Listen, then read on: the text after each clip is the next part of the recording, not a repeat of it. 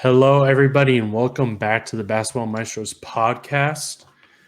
Daniel is back with us this week, and we are in the final week of the regular season. The NBA is heating up as much as ever, coming down to the wire in terms of Western Conference standings. And man, we're here for it. We have a lot to talk about today. But first, kind of an update slash big news that we have for this podcast.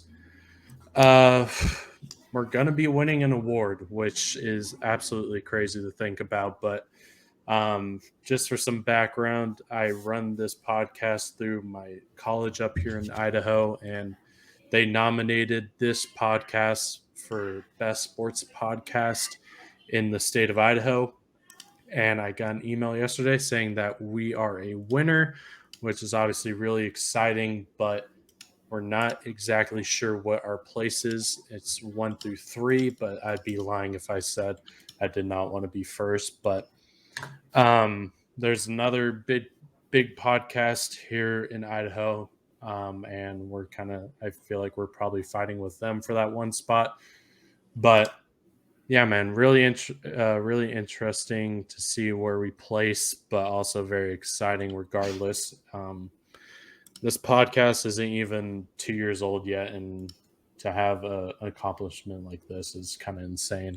And I started this podcast just one day, just spry of the moment, and it's really refreshing to see something like this happen. Put a lot of time and work into this podcast, and it's been fun to just get our basketball opinions, our sport opinions out there in the world, and to be rewarded for it at a relatively young stage, I guess, of this podcast is honestly pretty insane. If you have any thoughts. Yeah, no, I mean it's honestly kind of absurd. I didn't even know we were in the running for an award, and it feels so weird to like win an award, because I'm not very used to it. But no, it's a really good honor. I obviously hope we get number one because I like winning number one. So no, but respect to all the other podcasts out there. It's definitely hard to keep it up every single week and fresh ideas and all that. So respect to everyone else out there, grinding and all that stuff. But it's been fun to kind of share my horrible hot takes here every once in a while, and just kind of my thoughts and opinions on what's going on around the NFL and NBA. So um, it's been a blast, and it's pretty cool to win an award. So I'm pretty excited about that. Yeah, I'm not sure when exactly we'll hear about where we place. I want to say they're like having like a banquet at the end of the month, and I really hope that I like don't have to show up and like give a speech because that would be pretty nerve wracking. But guess we'll see. I'm supposed to get more updates relatively soon, so time will tell. But obviously, very exciting stuff. We'll keep you guys updated on what happens there. But a little aside from basketball talk, kind of just jumping straight into it. In terms of the MVP conversation, Joel Embiid is seemingly to be the lock for the MVP. I feel like he was kind of just in the running, and then he kind of just had a bunch of good performances to kind of stack up his resume. And coming off last night against the Boston Celtics, putting up 52, I believe. I feel like that was kind of the cherry on top. But then again, you never know with this race. Personally, I think he's probably going to win it, but I think Giannis is probably a close second, I would say. Jokic and the Nuggets have been just struggling, which we'll talk about them in a second. So I just think probably a two-man race right now, I'd say. I think Joel Embiid's probably most likely going to win it since he's kind of been in this race for a couple of years now. So some people have kind of said it's kind of like a pity award in a way where they're kind of just like, here, take it since you've been in the race for so long. But obviously, me being a fantasy owner of Joel Embiid, he's obviously very insane. And him and Jokic are the top two big guys in the league. And I think it's well deserving, whether you think it's kind of like a pity award. But I think he definitely deserves it because he's been having one hell of a year. Yeah, no, I my thoughts on the MVP race is I feel like if Giannis didn't miss as many games, he would be kind of my lock. But I think right now it is just between Embiid and Jokic, and right now I'm on the Embiid hype train. I just think that the way the Sixers have been playing, the way he's been playing, both sides of the floor, I just think that he's overall more dominant than Jokic. I think Jokic has an insane passing ability and offensive side of the ball kind of skill set.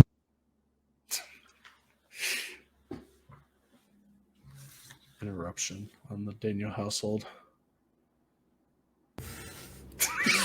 It's all good.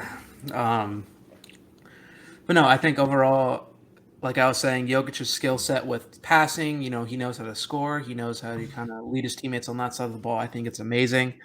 I know he lacks a little bit more on the defensive end, but he does some things great over there as well. But I think overall, Embiid may not have the same passing ability, but it doesn't mean he can't do it. He can rebound. He can get you blocks on the defensive end. He can literally do anything. He can shoot from three. He can shoot fadeaways. He can score from the inside. I think he's just overall more dominant.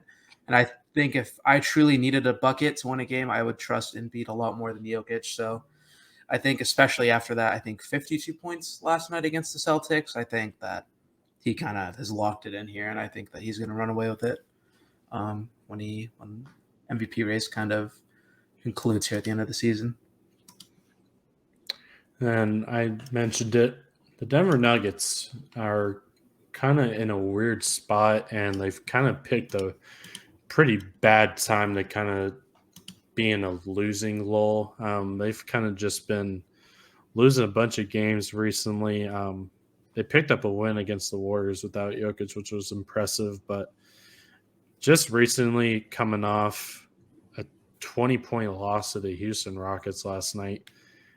Just not pretty stuff, especially in this late in the year where you kind of been struggling to find your footing a little bit. You've had some tough losses. You got blown out by the Knicks. You were on a losing streak, I believe, like towards the later end of March. So, and I think Mike Malone came out and said a quote. He kind of called out the team saying that they were soft. And yeah, when I first saw that score, I thought like maybe the whole Nuggets team wasn't playing, but everybody was there, just complete fumble the bag. And obviously losing to the Rockets is not a great thing. Don't really know what to think of the Nuggets. I've kind of been thinking, how much do I fear the Nuggets in a playoff setting? Yeah, I respect them, and they're the number one seed in the West. But like, I've kind of been trying to think to myself, where do I rank the Nuggets in terms of contenders? And it's kind of been hard. I kind of don't know how I put the Nuggets against other teams. I think some of the lower seeds, like Golden State, the Clippers, assuming Paul George comes back and looks somewhat like himself. Phoenix, I think, matches up poorly with, or Denver matches up poorly with the Phoenix Suns. So I just think even though they're number one seed and they're going to have home court advantage, I just don't know if they're going to make it out of the West. And even despite their losing ways of recent, don't necessarily know how much faith I have in this team moving forward. And I don't necessarily know if they'll ever be able to get over the hump and get to the finals. I feel like this is probably the best team that they've had with Jokic there. So I guess time will tell. But I don't know how I feel about the Nuggets heading into the playoffs. I think if they match up with the Phoenix Suns in the second round or the conference finals, I think that's really going to hurt their chances. I'm interested to see how Jokic is on the defensive side of the ball, because I'm sure he's going to get put in a lot of action against the Suns. Same with probably the Warriors. They matched up last postseason, didn't look good. The Clippers as well, the Lakers, if you throw them in there. So don't necessarily know how I view the Nuggets. I think losing to the Rockets is inexcusable. And with your whole cast there, losing by 20 to a team that's in the lottery odds, and it's just kind of unacceptable and not at this late in the season. So interesting to see how the Nuggets stack up. Maybe they can finish the season off well. They got the Suns, ironically, coming up on Thursday. So we'll see how they respond after that Rockets loss. But finish out against Utah and Sacramento. You would hope they could beat the Jazz, and who knows with Sacramento if they're resting guys or not. Or same thing with the Nuggets, they could be resting guys since it's the last game of the year. But what are your thoughts on the Nuggets so far? They are very, like, they're the most fraud one seed I think I've ever seen, like, respectfully. I think that when you look at the top half of the Western Conference, the top three seeds, I wouldn't say trust all of them, because I just feel like that these teams, like, if you look at 1, 2, 3, and you look at 4, 5, 6, like, I think 4, 5, 6 are better than the 1, 2, 3 seeds. Mm-hmm. The Nuggets, you have Jokic, you have a great coaching staff with Mike Malone, you have a lot of good role players. Jamal Murray hasn't ever kind of looked the same since he kind of got injured a lot. MPJ's had a lot of injuries. Aaron Gordon's just kind of a role player. You have KCP's over there. It's just not too many stars outside of Jokic, so you're kind of asking a lot for him. You look at the Grizzlies, and I just still think that their mindset isn't right. I feel like they're still a little too young. I feel like when they go against these guys like Kevin Durant, Kawhi, PG, hopefully when he gets healthy, I think they can also be a little bit of on fraud watch. And then you have the Kings, who it's first time in the playoffs in like 16 years, so you don't really know how everything will kind of get to them. But back to the Nuggets, I just think that when they play, like, let's say the Timberwolves or the Pelicans, let's say they get the 8 seed, or even the Lakers, like, I think that all those teams can at least take the Nuggets to 6 games. Because when it gets to what you said with the defense and Jokic, Timberwolves have Cat, the Pelicans have Valanciunas, who is, still can hold his own and can still score when he wants. Obviously, if they had Zion, it'd be even a bigger story. But Ingram on the Pelicans has been dominating over the past couple games. Still CJ, you still have, I think, a lot more scoring potential on that team. And then obviously the Lakers with LeBron and AD. I mean, I just don't know how the Nuggets can match up with that realistically. And then, you have Mo Bamba coming back, and then you have, this team has been amazing over the past 2 weeks. But I just don't see the Nuggets really winning a championship, or I don't see them even getting close to getting out of the West. I honestly would have to say I could see them getting first rounded depending who they play. And I know that's crazy to say, but I think that this team's 100% on fraud watch, because you can't lose to the Rockets by double digits this late. At least when the Lakers lost, like, it was like a close game, and we lost that game ourselves. But the way that game was last night, it was pretty bad, pretty horrific if I'm a Nuggets fan, to be honest, and I would be worrying if I'm them right now. And then moving on to a kind of more happier story. Sacramento Kings are back in the playoffs after 16 long years. I remember prior to the NBA season, I think we had a hot take episode. Somebody said that the Kings would make the play-in. I want to say I believe that was actually a good take. I thought this year was the year that they could crawl into that 10th seed. I think you were kind of against them. You didn't think they'd get there quite yet. And I'm looking at, I made an Instagram post on our Instagram post about my predictions for the East and West standings. We'll get into that a little later, but definitely crazy because the standings that I predicted were definitely not what happened. Just for context, I put the Kings at 11, and they're the 3 seed right now. Could potentially get to the 2nd seed if they really wanted to, but you just got to feel for this team and the organization, the fan base. They've just been through for so much pain the past 16 years. Just so many bad rosters, and this was kind of the year where they just broke through. I mean, I will admit I was never kind of a fan of that Sabonis trade.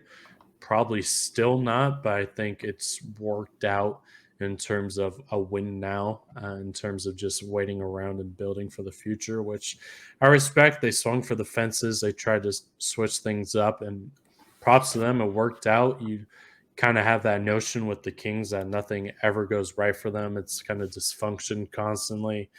But man, they've got a really solid squad over there.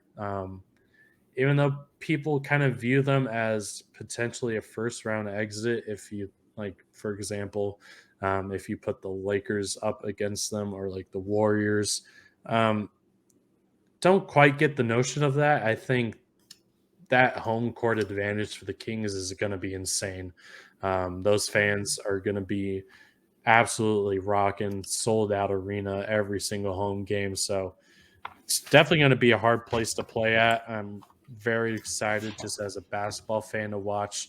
Um, I forget what the arena is called. I think like the Golden One Center or something like that. But that arena is going to be insane. I'm looking forward to their first playoff game just to see what the environment is like. I can just tell it's going to be insane. But overall, gotta give props to the Kings. I think it's obviously a great accomplishment. Hopefully, they can keep it going in upcoming years and be a mainstay in the playoffs. I guess time will tell. Um, kind of saw that with the Knicks where they clinched and then kind of just fell off the next year. But hopefully that isn't the case because the Sacramento Kings definitely deserve it. They've been through so much, and now we're here. Light the beam. It's been a crazy ride. Um, Definitely weird seeing the Kings in the playoffs. I don't think it's happened in my lifetime, or at least since I was competent enough to watch basketball. But yeah, man, props to the Sacramento Kings. They definitely deserve it. Yeah, I I couldn't believe it. I didn't think that this team would do it this year. I just didn't think they were ready. I mean, a lot of their guys have played well. I thought De'Aaron Fox was a really good player, and I didn't think that he'd take a jump, or not really a jump, but be a little bit more dominant than people expected.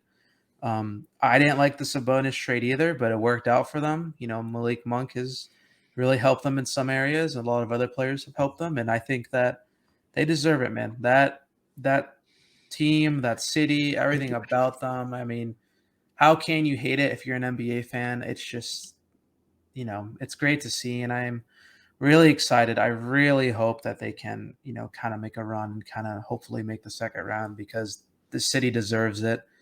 Um, and I think Mike Brown is everyone's coach of the year. I don't see why you would vote otherwise, but I'm really kind of excited to see who they play because if they can they'll probably keep that third seed. And I'm hoping the Lakers can get the sixth seed because I would like to play the Kings just because of the playoff and experience. And I feel like we match up well with them and we don't have to travel too far to play them. So Mm-hmm.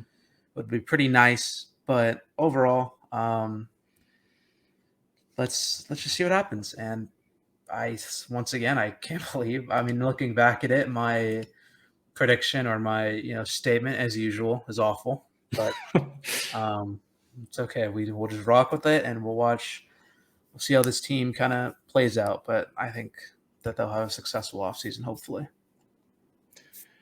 And then I know I talked about it in our last episode. The Dallas Mavericks, they've kind of just been a circus of recent, and they weren't a topic until I saw some quotes coming out about Mark Cuban. He had like some media availability ahead of the Mavs games tonight, and I mean, it's kind of weird. Some of the quotes I'm seeing, he kind of been deflecting the blame in terms of not signing Jalen Brunson. He was claiming that they never had a chance to re-sign him, and he kind of blamed Rick Brunson, who's his father and assistant coach for the Knicks. He kind of blamed him for standing in the way of re-signing Brunson, which I find kind of lame. But just overall fits the Mavs right now at this point in time. Most likely not going to make the plan, which when this Kyrie trade happened, I did not think I'd be saying that. But this experiment has just not panned out. And the reports are Kyrie Irving's going to test free agency, which is obviously a little scary because you never know with Kyrie, obviously. But Mark Cuban was saying that he's confident that they're going to be able to keep him. So I guess time will tell. But yeah, the Mavs are a team that I've been thinking about just in terms of direction. Where do you go?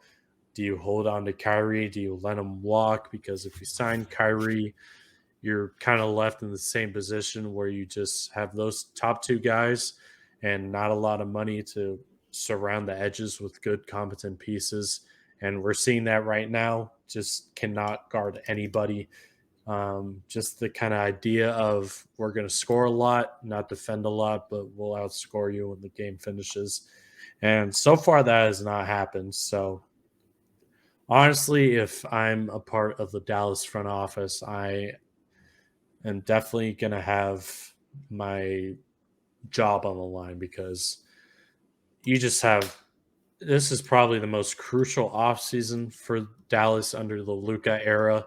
Because if things don't pan out in the offseason or this next season, who knows what Luka does, where his mind is at, and obviously he's hasn't looked the greatest. I feel like since Dallas has kind of just been stuck in the mud, losing all these games, he's kind of been complaining a lot more, kind of disengaged in games at times. So Dallas definitely has their hands full. I mean, I've been trying to wrestle with the question what you do with Kyrie. I mean, you traded assets for him. I just think you kind of have to bite the bullet. But then again, is Kyrie worth the max contract? Because I don't think he's going to ask for anything less than that. And if you do sign him to that, what's your ceiling realistically? Because we're kind of seeing it right now. Yeah, it's a relatively small sample size, but it hasn't been a great one. So I kind of don't know. But if I were to make a choice, I would say just suck it up, bite the bullet, pay Kyrie whatever money he needs. Because then again, this free agency class isn't great. The big names are kind of just guys you expect to stay in their current situations. So Dallas definitely has their hands full. I mean, I think if someone were to be the sacrificial lamb in this situation, I think it's probably Jason Kidd. Um, I could see him very well getting fired, but then again, I think I could also see a world where he gets one more full year to try to work it out with this roster. Then again, it isn't necessarily his fault because this roster isn't that great besides your top two guys. But if you have those top two guys, you got to be able to win games like against the Hornets and other lowly teams like that. So, going to be interesting offseason for Dallas, but obviously this is beyond disappointing for what they envisioned. I know personally when I saw the Kyrie trade, I could see it working, but then again, their defense was an obvious issue, and it has proven to be very detrimental to the team since they haven't been able to guard a parked car at this point. So didn't expect them to miss the play-in. At least I think they're going to miss it. So guess time will tell, but obviously a very disappointing year in Dallas. Yeah, I'm not. I wouldn't say I'm surprised, but I definitely kind of saw it. I'm not gonna say I saw it coming, but I have not been high on the Mavs really at all. I felt like if they were gonna make the playoffs, I think they would have gotten first rounded, regardless of who they played. The team is not good. Besides Luca and Kyrie, and who you blame for that is the front office and the decisions that they've been making. They're kind of in a rough spot with having Luca being so good that they can't really build a team around him. So it's just been really hard to kind of get any traction going with this organization right now. And I don't know really what you do this offseason. I think I'm kind of leaning to what you said. I think you just you have to pay Kyrie. I mean, I don't know what else you would really do, what other moves you can really make to make yourselves contenders. But I think with you're gonna, I don't know the free agent market too much, but you're gonna have to try to get some, mid-level guys and just hope that they can kind of bolster that defense and maybe get a big that's actually competent. Um, because it is not looking good when you have Dwight Powell, playing a lot of minutes. It's not really something that you should be proud of, but um, this team is just in such a rough spot. I would fire Jason Kidd if I were that front office. I don't know if they're going to, but I think that is the move you kind of need to make. And the whole thing with Mark Cuban kind of saying that, oh, we didn't really get a chance to sign Jalen Brunson. I just think that's complete, it's a lie. I feel like they easily could have gotten him back. I'm pretty sure that he would have been open to coming back, but I feel like they kind of cheaped out. Um, and it's going to be interesting, man. I don't know. I think they still have a shot at making that plan. I don't know how much the Thunder are really looking to make it in, but they've been playing really well this season, so I can easily see them win out. But this has been an experiment that Mavs fans are definitely regretting, and definitely thought it was going to be good, and here we are. But um, I just hope that the Mavs re-sign Kyrie so the Lakers don't have any temptation in signing him. Oh man, yeah. So I'm gonna name off some of the players that are free agents this year. Top of the board, you got Mr. Russell Westbrook. You got James Harden, Chris Middleton, Kyrie, Kristaps, D'Lo, Kevin Love, Vucevic, Draymond, Van Fleet, Harrison Barnes, Jeremy Grant. So it's just kind of like middle of the pack kind of guys. But then again, who knows what Harden's going to do? He's either going to stay or go. But if he does go, he's not going to Dallas. Chris Middleton probably going to stay. Kristaps is staying. D'Lo is probably staying. Kevin Love, you don't want to touch him. Vucevic, don't want to touch him. And kind of just going down the list, you don't find the rest of those guys to be needle movers. And that's kind of the point that you're at as an organization. And whether you're not going to like it or not, you're going to have to pay Kyrie Irving, which Mavs fans can hate or love it. But then again, I think you just got to hold out a little more hope that maybe, knock on wood, that this experiment requires a little more time, a little more sample size. I mean, maybe you give it till the trade deadline next year and just go from there. I think that's kind of just your best bet at this point. Then again, you got to live with the decisions you make. So, gonna be interesting. Mark Cuban and friends definitely have their hands full this offseason. So, we'll definitely keep in touch with that situation as it goes. But time for America's favorite basketball team. The LA Lakers are on top of the world at this point in time. I mean, coming off a very gutsy win in Utah with THT and friends. Again, another late game absolute debacle. Up 10 with a minute 20, and the Jazz go on a 10-0 run.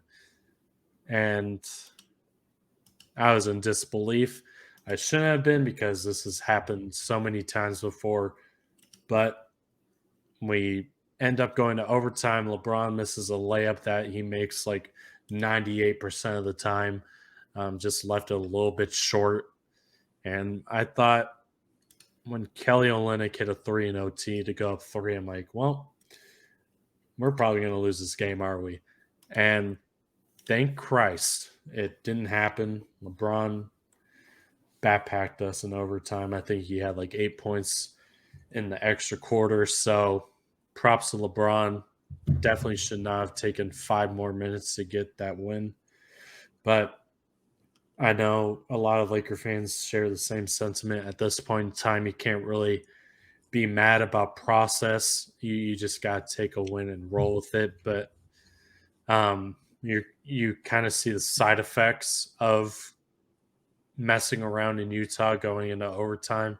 You have a back-to-back, and we're like 3 hours prior to game time at the time of the recording against the Clippers. So we'll see how that pans out. But you have LeBron and AD being game time decisions. Don't know what their status is. I could very well see both of them sitting, one of them sitting, or both of them playing. So I kind of don't know what to think. But I think if the Warriors lost last night against OKC, you probably rest LeBron and AD, I think. But since you're the 6th seed for maybe 10 minutes, I think you just got to try gut one out. I get the injury concerns, but if you're like 80%, I just think you got to play at this point in time. You're fighting for your playoff lives. I don't think it's the time to be resting, but then again, I could see the concerns. Kind of don't know how to view the Lakers at this point in time. Want them to get that 6th seed, but I think this Clipper game is going to be very instrumental to where we finish. I think if you want to finish that 6th seed, I think you got to hand the Clippers a loss here. We hold the tiebreaker over Golden State, which is now proving to be very helpful. And just a couple weeks ago, I thought we're solidified play-in team. I thought 7th was probably the highest we could go, and now we're kind of in this position where we're fighting for that 5-6 spot. So very interesting. You can just tell that this Western Conference is so unpredictable, just constant moving up and down. And the Lakers are right there. They can get the 6th seed if they control their own destiny. I think you probably have to go 2-1. You got to win at least a Clipper. I would prefer you beat the Clippers, lose the Suns, and obviously beat the Jazz to finish out the year. But D'Lo, probable tonight, which is going to be huge. Mo Bamba's back. So if everybody plays tonight, you got your full squad.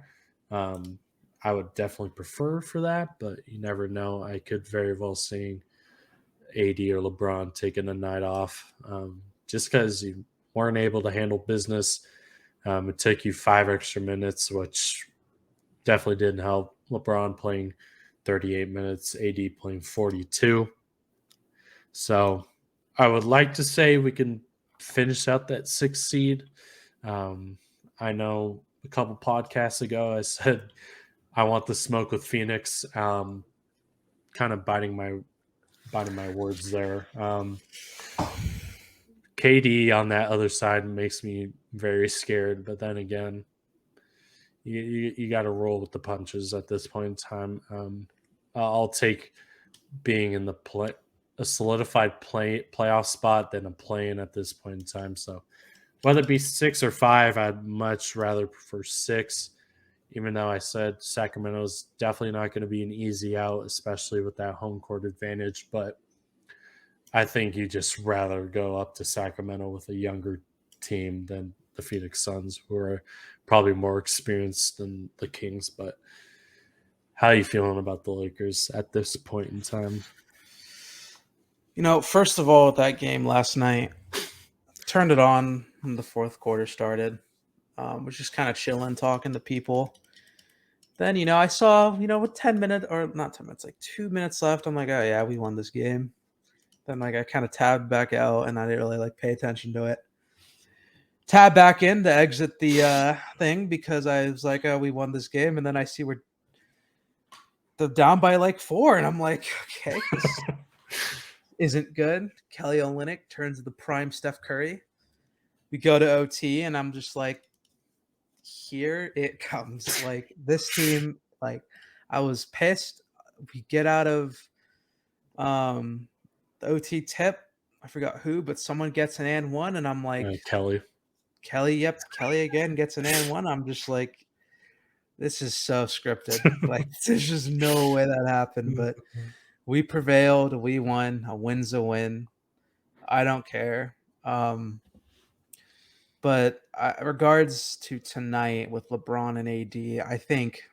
I have some breaking news. Woj says, expect LeBron to play tonight. AD is the one in question. There you go. Makes sense. I was gonna say,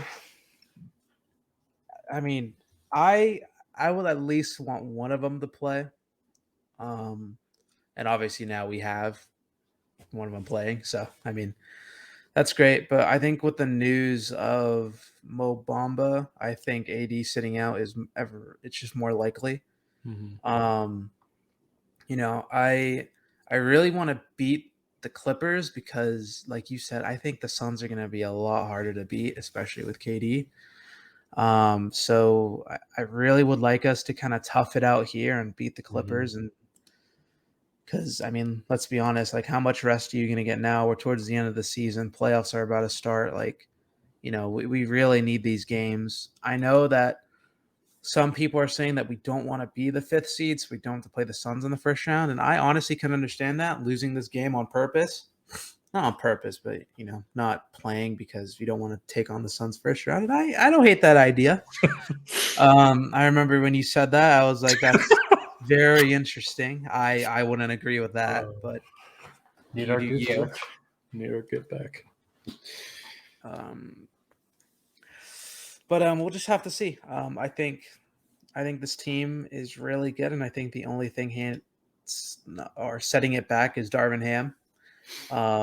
Unironically, like the dude who barely plays Vando the past 2 games, I just don't really get that. But we'll just have to kind of live with it. We'll live and learn.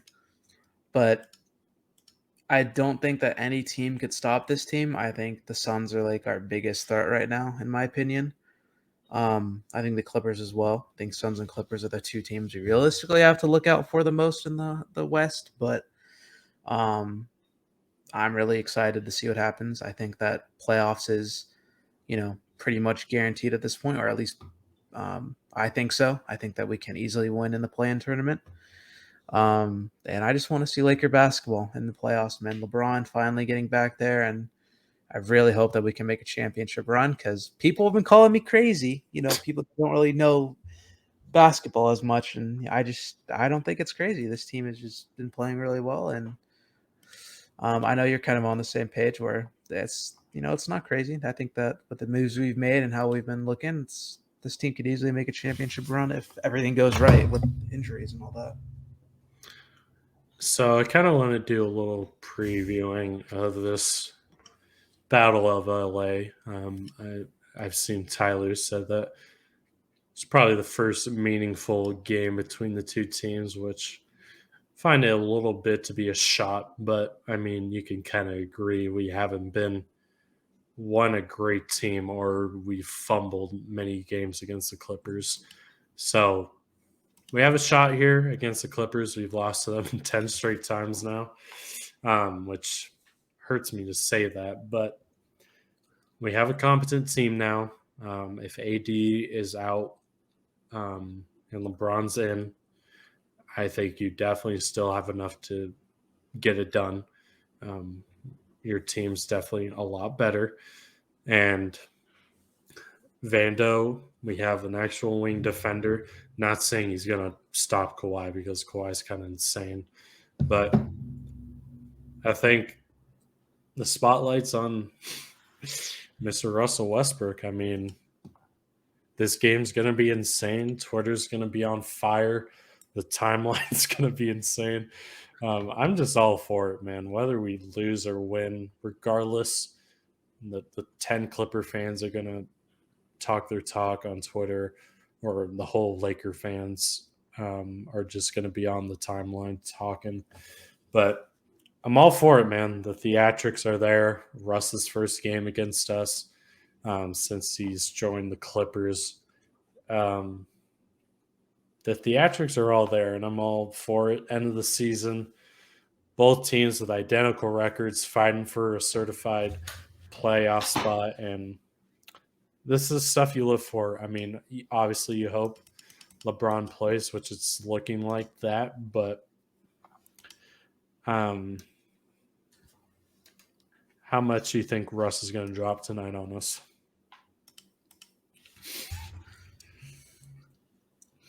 I could see like 22, like 4 threes or something like that.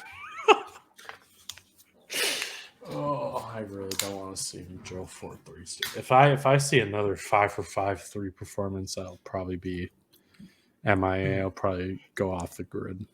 No, it's the most predictable thing in the world. He's going to hit 4 threes. He's not really going to do anything else, but it's going to be like we're going to be down by like 10. We're going to come back. It's going to be within 5, and I could already see Westbrook kick, like Kawhi kicks it out, Westbrook in the corner, bang. Dagger. Yep. I could already see it. Like that's going to happen. And then he's going to go down the sideline, do this stupid baby thing, and like, talk his stuff. I could already see it. And then he's going to be talking right at LeBron. It's like pictured in my head. I really hope we win this game, bro. I'm kind of. You understand what's going to happen if we win this game? We'll lose it. I'm done losing the Clippers. I'm over it. Even though we've had really bad teams, I just want to beat the Clippers at this point. We haven't beaten them in so long. I think now's the time. Whether we have LeBron or just one of our 2 stars, I think you definitely have enough to get it done. Guess time will tell, but alluded to it earlier in the show. I'm going to showcase my standings at the beginning of the year. And man, were they wrong. Going off the West, got Denver right. Golden State as my 2 seed. That obviously has not panned out. The Clippers being 3. Got Phoenix right for the time being. I don't know why I put Minnesota 5. People were, I guess I kind of just caved into the, I guess I just kind of got peer pressured. People kind of just thought Cat and Rudy were going to be a really good regular season team. Obviously, that didn't happen. You had Cat basically miss majority of the year. I had Dallas at 6. That's obviously way wrong. Memphis at 7. They're the 2 seed now. New Orleans. That's currently right. Got the Lakers at 9, which was definitely a reach with the roster that we had before the season. And then Portland at 10. Sacramento at 11. OKC at 12. I basically got like 2 seedings right, which kind of just goes to show how unpredictable the West is. And I was kind of right with the East. I mean, you had Milwaukee, Boston, Philly, Cleveland was 1 seed off. Kind of overhyped Miami a little bit. Brooklyn's right there at 6, despite everything that's happened. Toronto is a little lower in the play-in schedule, or standings, I should say. Having New York at 10 was a little insane. But, yeah, was definitely a little more accurate on the Eastern Conference. But if you had to pick a team that surprised you the most this year, which team would you say surprised you the most? I think the obvious answer is the Kings, but we're not going to be like that. I'd say the Knicks. I think to be the 5 seed right now, I know a lot of East teams have kind of disappointed in a way. Like people thought the Heat would have been better. People thought the Hawks would have been better. People thought obviously the Nets before the trade, but I think their way to kind of go on winning streaks and the way they've been playing recently. I know Julius is out right now, but I think that they've kind of put a good post All-Star break run, and I think that, it's honestly pretty impressive to see what they've done this year after even me, who really was not high on them at all throughout this season. So I'd say the Knicks. And then since obviously it's the last week of this season, we're going to be giving our favorites out of each respective conference. So I'll have you go first. Who do you think is – I'm going to pull up the standings right now. Who do you think is making it out of the East this year? I know that they just got blown out by the team this past week, but I am just still way too high on the Bucks. I think with Giannis having probably one of his better years, with Chris Middleton kind of coming back, Drew Holiday has been playing really well. The team has depth, they have size, they can play defense, they're well coached. I have to pick the Bucks. I think it's kind of the safer pick. But yeah, I mean, I'd say the Bucks. A team that I really want to see make it out though is the Sixers, but we all know how it happens to the Sixers in the postseason. But I'm just gonna say the Bucks because I think Giannis has played really well this year, and it's been pretty exciting to watch him kind of just dominate in a way that he has this year. Now for the West is a little bit harder. There's so many things riding on. Before So you many factors. before you say yours, when's like the last time that like the West kind of hasn't had that like powerhouse team that like certified at least like a team that you can say, yeah, I believe in this team and getting out in the West. I kind of don't see it with many of these teams, honestly. Yeah, I don't see it many with these teams. I think the last time though was just like the Warriors, obviously with KD. Mm-hmm. Like you always knew that they were going to come out, but I can make a case for like every single one of these teams. That's the problem. Even like going down to like the 9th seed. Like if the Timberwolves, like okay, not the 9th seed, like maybe the Pelicans. I was gonna say, like damn. no, maybe like the Pelicans, like too. If they were healthy, it just sucks that they're not healthy because they were on a tear at the beginning of the season. But like, I don't want to do it. You know what I want to do. If everything breaks our way, you can very well see if we. I mean, like every Laker fan is. I know the Laker fan base. Everybody hates them, and like everybody's so optimistic, but like it's like we're not crazy. But like all the like finals talk, I just can't see it. I mean, yeah, the Kings is a good matchup. The Grizzlies is a good matchup.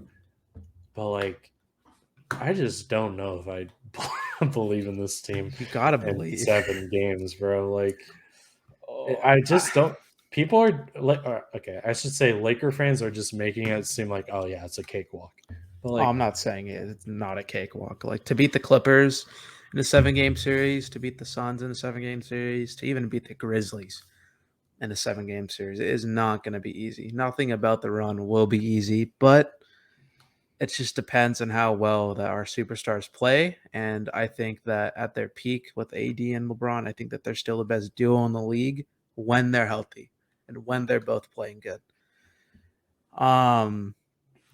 So for my favorite, God, I hate both of these teams. I can't really pick. I have to pick one. God damn it. I'm going to say the Suns just because of KD and Booker. I think that it's just hard to stop Kevin Durant in the postseason, and I think that the depth isn't there, but I just think that there's too much kind of riding on this run that I really think that the Suns can kind of make it all work. And when the time is right, they're on a 6-game winning streak right now. I think that they can pull it together and, make it to the finals. Who's the second team you're contemplating? The Clippers, but I just knew that like they'd mess it up somehow. The Warriors, I'd say, probably are my third team to make it out, and then I put the Lakers at 4th. But that's kind of how my ranking is. I just think that the Warriors just can't really stop like KD at all or like Kawhi at all if they like really had to. I know Wiggins is coming back, but let's be honest, like he can't really do anything against them. But I mean, we'll have to see. I've been thinking about the Warriors. It's like I just don't view them as a contender. Like, when has a finals team or just a champion in general with a road record of 9-30 been able to do anything in the playoffs? Wait, they're not. Like, yeah, we can use like, oh, they're the Warriors, they're the champions, we have to respect them. But like, dude, you can't respect a team or expect a team with a 9-30 record on the road to be able to, especially in a playoff environment. Like Sacramento, Memphis has a good crowd. Denver has the best home record. It's like, do you expect a team like the Warriors, who's 9-30 on the road, to be able to go into Denver, say like a game 6 or game 7, and be able to sneak one out? No. I mean, you can say the same for Memphis. You can say the same for Sacramento. Yeah, they're great at home, obviously 33-8, but just you have to play so many good teams with good home courts. And it's kind of like, do I expect them to be able to steal 1 or 2 games on the road? Probably not. And it's kind of like, I just don't know. I mean, I'll start off with my West. I mean, there's just so many ways it can pan out here in the playoffs. There's just so many good teams that um, they could very well be able to make it out.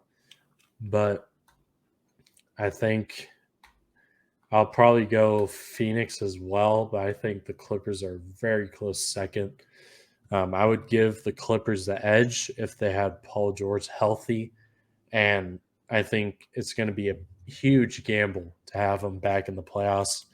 Whether that, if they in the play-in, I'm not sure if he's going to be back for that, but I believe first round of the playoffs for sure is what they're targeting. And that's going to be really tough for PG to be in a first round of the playoffs, not having like any sort of ramp up games at all, kind of just being thrown into that situation is going to be really hard.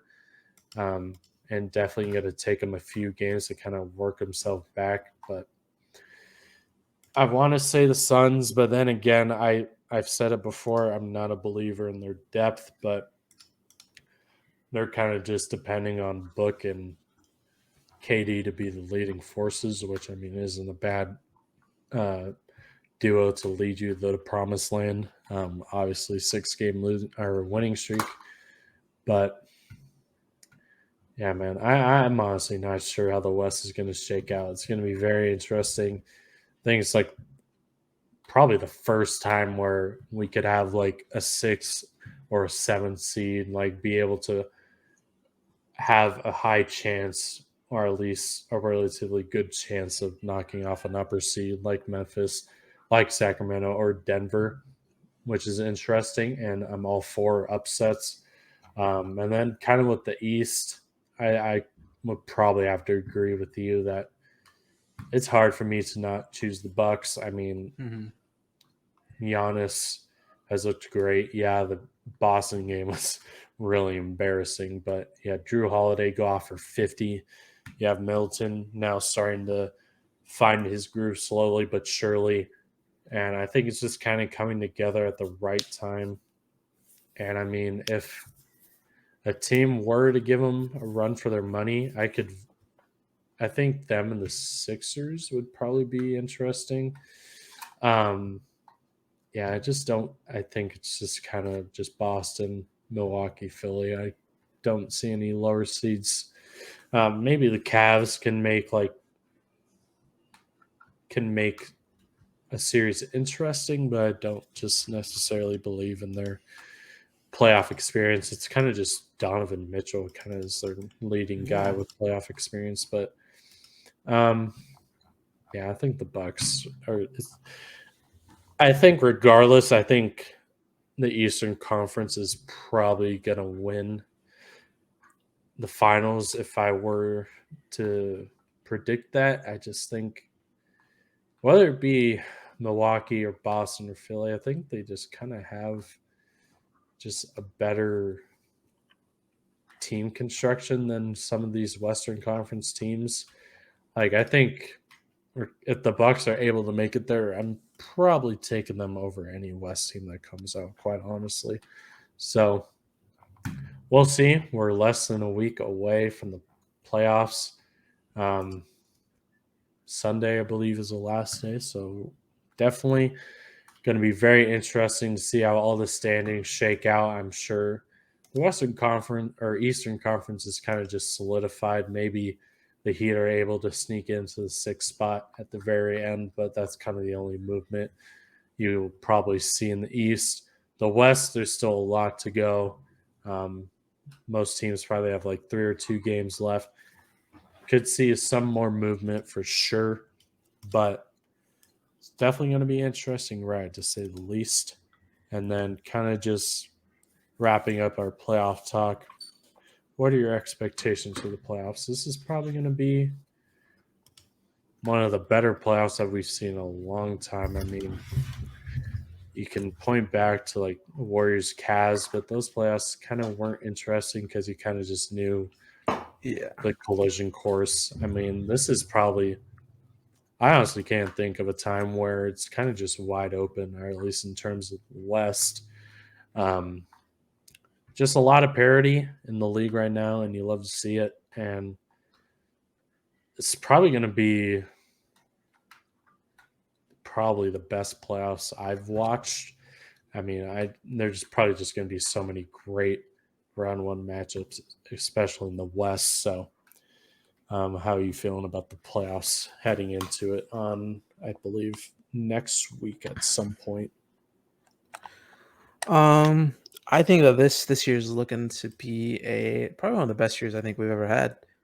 In the recent memory. I mean, let's start off with the East. Let's say the Heat and like Hawks. Let's say they make it out. I mean, Bucks probably dominate the Hawks, but I feel like the Heat can give the Celtics a little bit of trouble. Not much though. I still think that they can kind of maybe steal a game or two. I think Sixers against the Nets, Sixers probably sweep. And then Cavs Knicks, I think actually will be a little bit more exciting than people think. I hope that I don't know what Randall is looking like right now on health wise, but if he comes back, I definitely be interested to see how that works out. But then, depending on the winner of that, you go and play the Bucks most likely, and I think that the Bucks still probably win that matchup regardless of who they play. But I think if it's the Cavs, I'd really like to see Donovan Mitchell try to kind of solidify himself as one of the better players in this league, which I think he can do. I'm really interested to see how he plays there. But I'll still have the Bucks making out, and then you have the Celtics Sixers, which I mean, we already know that this rivalry has been kind of crazy. Really hoping the Sixers can pull away and finally win one, but I mean that's just a little rundown of kind of how the East looks. But some matchups that you kind of already expected. Obviously, when you get to the semifinals and the conference finals, that's where we'll kind of get more entertaining. But I think the series there still are a little bit exciting. Now, obviously, the Western Conference, this thing's about to be insane. Like the matchups that we could potentially get in the first round are going to be absolutely crazy. We've already seen, let's just say we'll keep it how it is right now. The Nuggets Pelicans, the Pelicans can easily maybe win that series depending on how good they play. I think they can. Now, I know that they beat the Nuggets, but they really didn't beat the Nuggets. They didn't have Jokic. But I think if BI keeps playing like he's playing, I think that the Nuggets just don't have anyone outside of Jokic really, like we've been talking about, that really would pose a crazy threat. So I mean, I'd be interested to see an upset. I mean, if that happened, like I think Jokic should be getting a lot of hate. But I still think the Nuggets, let's be honest, most likely win. But I see a world I could envision the Pelicans winning, if that makes sense. Grizzlies, Lakers. Let's be honest, Lakers sweep.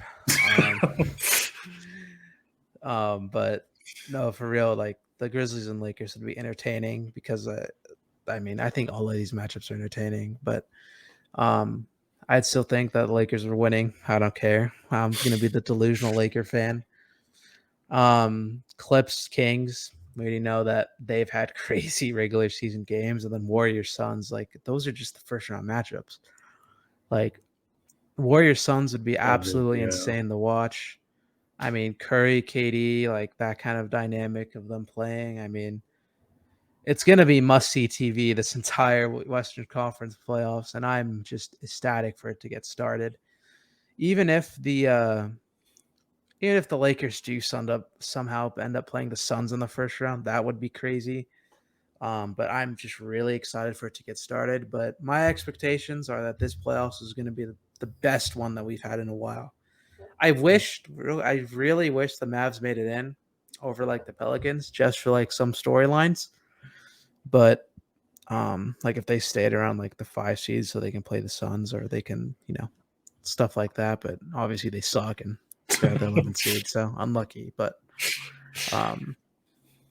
this year's going to be great. I am just too excited. And then our final topic for the show today. Fantasy basketball is now coming to an end. It's been a little while, I think like 2 weeks since we talked about fantasy basketball.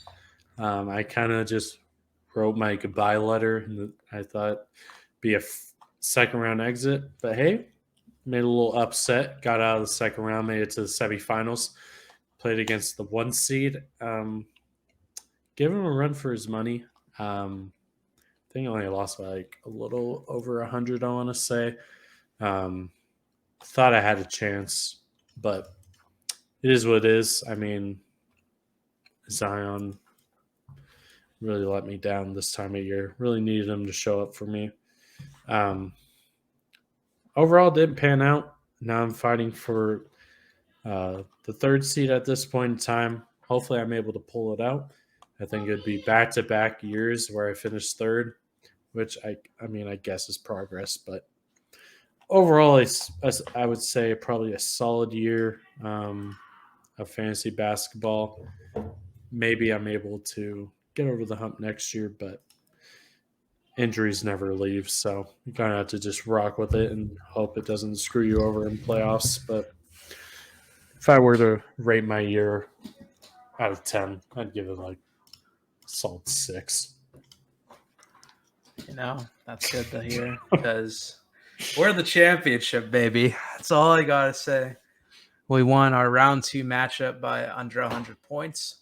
We won our round 3 matchup under 100 points as well. There's been some close games here and there, and we've kind of gotten a little lucky. But I'm sad to say that it might be Joe over. It's over. It is not looking good. I'll be honest with you. Giannis is out today.